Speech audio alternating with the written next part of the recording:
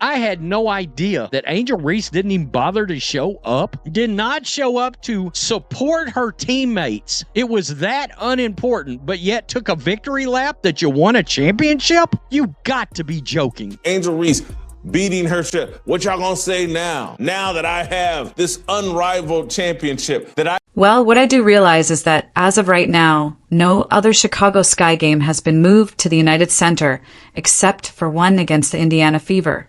Angel Reese is fuming again, and this time it's about how her team, the Chicago Sky, threw her under the bus and utterly ignored her. Why are only Caitlinclark games moving to the United Center? She asked reporters, clearly puzzled by why her own team doesn't get the same star treatment. But let's be real. Angel may not like the answer, but it's pretty simple. People are showing up in droves for Caitlin, not her. And that's the kind of truth that hits harder than a blocked layup.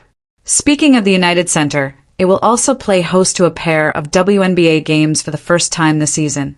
The Sky announced that their matchups against the Indiana Fever will be moved from Wintrust Arena to the United Center, which has about double the capacity. So more tickets are available to watch Caitlinclark. When a rookie walks into the league and instantly breaks attendance records, prompting teams to scramble for bigger arenas just to fit the crowd, that's not hype, that's business. Caitlinclark didn't just fill Gainbridge Fieldhouse last season. She broke it wide open, pulling in nearly 341,000 fans, an all-time franchise record. Meanwhile, the Chicago Sky, even with Angel Reese, didn't sniff that number. But somehow, Reese thinks they're both driving the same buzz. Bless her heart. So, it looks like the Chicago Sky have finally done what fans have been asking for, scheduling their games against the Fever at the United Center. In case you weren't already aware, the United Center is the biggest basketball arena in the country. Both home games against the Fever have been scheduled there. Let's talk about this United Center situation. The Chicago Sky made headlines by announcing they're shifting only 2 games for the 2025 season to the massive 21,000-seat arena. And guess what? Both games just happened to be against the Indiana Fever. Coincidence? Please, this isn't a random scheduling decision. It's the front office making it crystal clear who the real attraction is. With Caitlin coming to town, all these teams are going to cash in on that. It's just the nature of business at this point. One fan said, "Let's go, Fever, taking over the United Center. I can't wait." The Angel Reese effect? No, they know better than to leave free money on the table when the face of the league comes to town.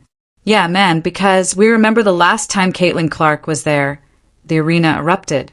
The Sky played the entire 2024 season at Wintrust Arena, which maxes out at a little over 10,000 seats. That includes every single home game Angel Reese played. Not once did they feel the need to move venues. Not even when Reese was supposedly lighting the league on fire with her rebounding dominance and TikTok stardom. But now that Caitlinclark is coming to town, suddenly it's, let's double capacity. It seems the Chicago Sky have had to move 2 of their home games to a larger basketball facility. No doubt this is the Angel Reese effect, right? I've got no doubts, no qualms, nothing. She even told me herself that it's not just one other player, it's because of her too. Sky President Adam Fox tried to polish it up by saying this move was about rewarding fans' passion. Sounds cute, but if it were truly about Sky fans, you'd think they'd upgrade for more than just 2 games.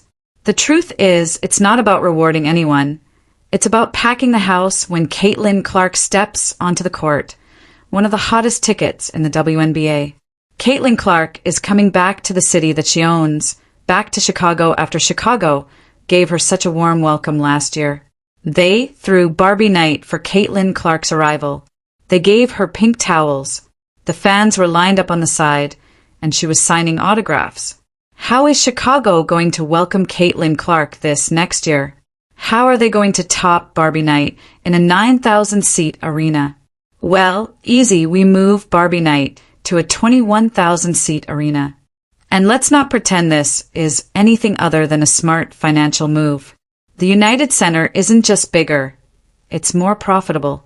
The demand is there, but only when Clark is in the building. That's not favoritism, that's capitalism.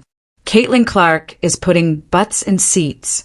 Angel Reese, meanwhile, is still wondering why her average stat line isn't filling arenas. The league has spoken and the numbers don't lie. This phenomenon isn't just happening in Chicago. The Washington Mystics, Las Vegas Aces, Atlanta Dream, Dallas Wings, and Connecticut Sun have all made the same calculated move, shifting their matchups against the Indiana Fever to bigger arenas. If you think this is just some scheduling coincidence, it's not. This isn't about random dates or team rivalries. It's about one player, one name, Caitlinclark.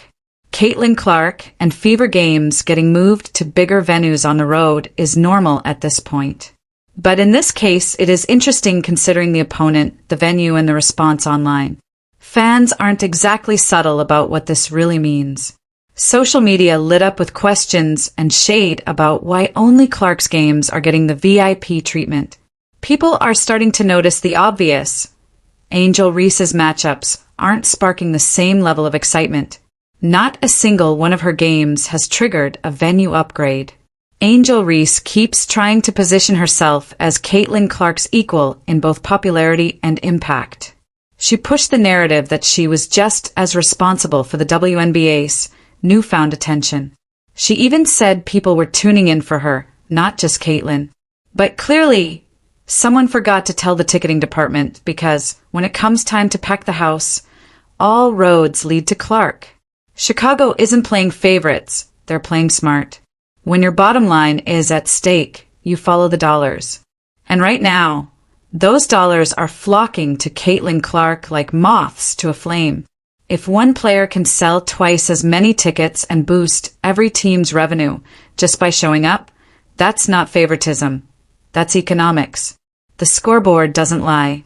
If Reese were pulling in Clark-level attention, her games would be lighting up the box office. The Sky would be scrambling to get every home game into the United Center, selling out within hours. But that's not happening, not even close. The arena stays put, and the crowd sizes stay average. Caitlinclark isn't just changing women's basketball. She's saving it. And the math says she's not just the face of the WNBA. She's the financial lifeline it desperately needed.